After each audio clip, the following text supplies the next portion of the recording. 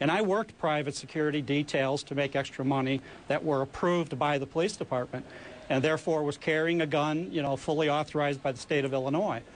You know, you go through thousands of hours of training in a police academy, hundreds of hours of training centered on shoot, don't shoot decision-making, the law involved, the emotions, how to keep control of yourself, and to stick somebody out there like Zimmerman with none of that training and just say, okay, he has a concealed firearm permit and can walk around carrying a gun but doesn't have any of the law enforcement training. That's what's dangerous in this case and in other similar situations. Many states do not allow community watch people like this or private security guards to be armed when they're working a detail like that. And also you have a separate piece here where, you know, he calls the police and the police say do not follow him, do not pursue him.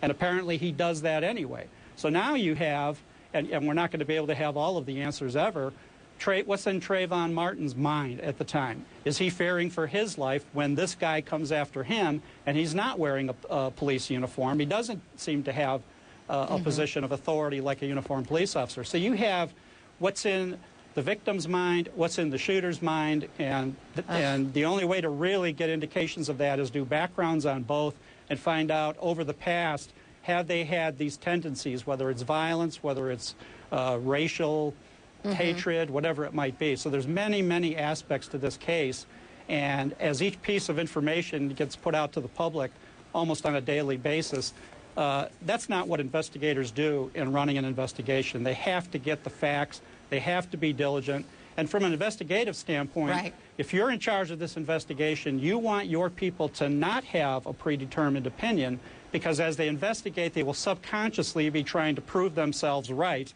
instead of objectively trying to gather the facts, and hopefully the facts will be sufficient to determine what happened. But as I said, the facts may never be completely established to prove beyond a reasonable doubt what was in Zimmerman's mind at the moment he pulled that trigger, or what was even in Trayvon Martin's mind, whether there was a violent altercation or whether he was acting in self-defense, having been pursued by Zimmerman. So there's many aspects to this case. Definitely so. Tom Fuentes, thanks so much for joining us this morning.